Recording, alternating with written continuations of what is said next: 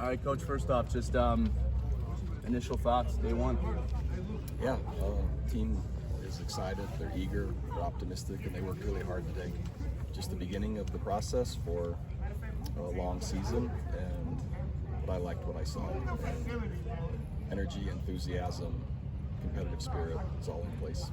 I think you always see coaches kind of compare the first day of camp to Christmas morning or something along those lines. I mean, I know you really like spring, but did it kind of have that feeling today? Yeah, I think it did. Football was football, and if you have the right organization and the right people in the organization, they really look forward to being able to work. And yeah, the entire organization, coaches and players, were anxious to work today, and they love the game, which is the equivalent of a gift, so it's great.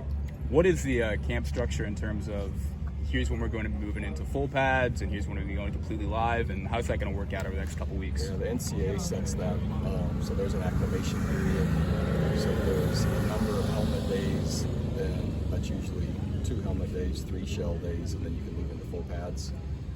There's only two scrimmages you can have if it's over 50% of the plays, etc. And so really the NCAA sets that. What happens in between, once you get those benchmarks, each coach kind of chooses what his team needs. So I know you obviously have goals for this the fall camp, but can you kind of tell me what are the mini goals? What are you hoping to get done? What are you hoping to see the progression, day by day, week by week, Yeah, I think it's just that, is progression and improvement day by day, week by week. Each unit within the team has specific goals and things they need to work on. Each side of the ball does, and the team collectively. And so those will work collectively and independently at the same time. Bottom line is to build a great program here, step by step. Coach, how would you describe the culture you're implementing? The culture is based on accountability, discipline, and effort. And so we own everything that we do, good and bad. We improve by the discipline and how we do it, and we try really hard. And those are the foundational kind of pillars. I think at media days you said that you knew what the culture was of the team. You didn't know what the identity was quite yet. Is fall camp a place where you find the identity of the team and you learn that? I think it's a start. I think a lot of times your team's identity is shaped through the entire year, and try to accelerate it in fall camp as much as you can. Really difficult practicing and playing only against yourselves. Experience helps. The lenses of time help. Once you start playing opponents, and that expedites the process. And so I'd love to have it done before the season. Rarely is it ever done before the season. Coach, how was it seeing multiple quarterbacks take reps today? It's great, especially when they're capable. And so when there's capable football players out there, it's good for the team. There's competition, there's production, there's energy, there's excitement, and it improves just our team. On the note of the quarterbacks, I don't know if I saw Justin Holiday out there today with the QBs. Is he here right now? Yeah, he is, and he's here with the quarterbacks. He is with the quarterbacks? Okay.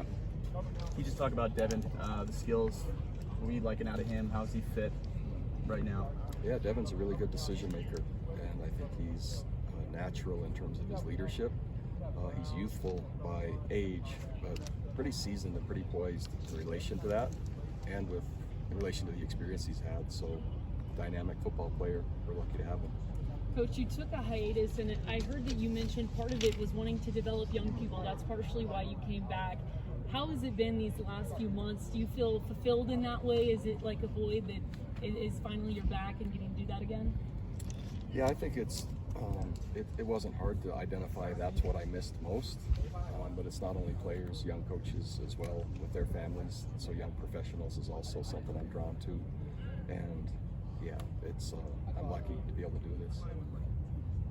I know you said spring was really hard, and the guys coming in here have some trouble. Is it only going to get tougher from here? Is it from your perspective? I don't know how you improve without the expectations and the demand going up, and so that's what's expected. What are the expectations for year one?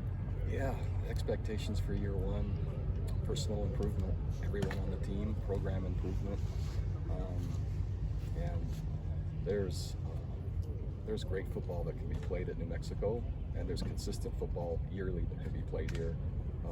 That's postseason, that's conference contending, that's exceptional, and yeah, over time, that's the plan. David Murphy tweeted out yesterday that he had been put on scholarship. Was he the only new guy to receive a scholarship yesterday? Yeah, he was, and he's deserving, maybe the most deserving that I've ever seen. He's an amazing young person and a great worker, and really mattered to him and mattered to our team. Are all scholarships full at this point? No, not yet. Okay. And I think today was the first day we saw special teams analyst Brett Arkelin out there. Obviously wasn't here in the spring. What kind of led to his hiring in particular? Yeah, pretty simple. So ideal staffing when you have offensive coordinators, defensive coordinators, and special teams coordinators. We had 2 of the 3 spots full. Special teams is a huge emphasis. The University of New Mexico was last, 12th in the conference a year ago. Field position actually determines outcome, and really you get what you design for. And so we've been looking ever since I was hired to find the right person for that spot. And yeah, we're really excited about what Brett brings. What made him the right person? Experience, capability, competency, innovation, enthusiasm, and experience. 2 more. Coach, I know there's 14 principles for your program that you outlined, correct? And earn not given has been talked about a lot. What was the birth of that mentality, and when did you first start going by that coaching principle? Yeah, it's a long story, but I'll condense it. I was hired at the University of Virginia, first team meeting. I have a chance to address the team, and they struggled making eye contact, and their posture was not encouraging, and they were not in a good place. I changed what I was intending to say and realized just the chance to get to play the game, just the chance to get to wear university colors, just the chance to get to be part of a team, that's not to be taken for granted. And so framing that organization and the growth we put in place there, I don't think any of us are entitled to anything. And when you work really hard and qualify, it's different and it matters more and it means more. So it started in a team meeting, being introduced as the head coach at the University of Virginia. Coach, how important was it to get Aaron Rodriguez back in the fold this season? He talked to me about a conversation he had with you, and he wasn't sure he was going to play football this year. Yeah, and that's actually an amazing thing that a young person has such a bright future, either through education or profession, but it's tough to choose whether to keep playing a game or not. We also believe in the concept called "and," where you can play the game while and you become an amazing student, an amazing professional, and other things. To our point earlier, field position matters. Field position influences points, and the punting game is huge in terms of a large play or a play for a large chunk of land. And land determines points in most cases, so lucky he's back. Thank you.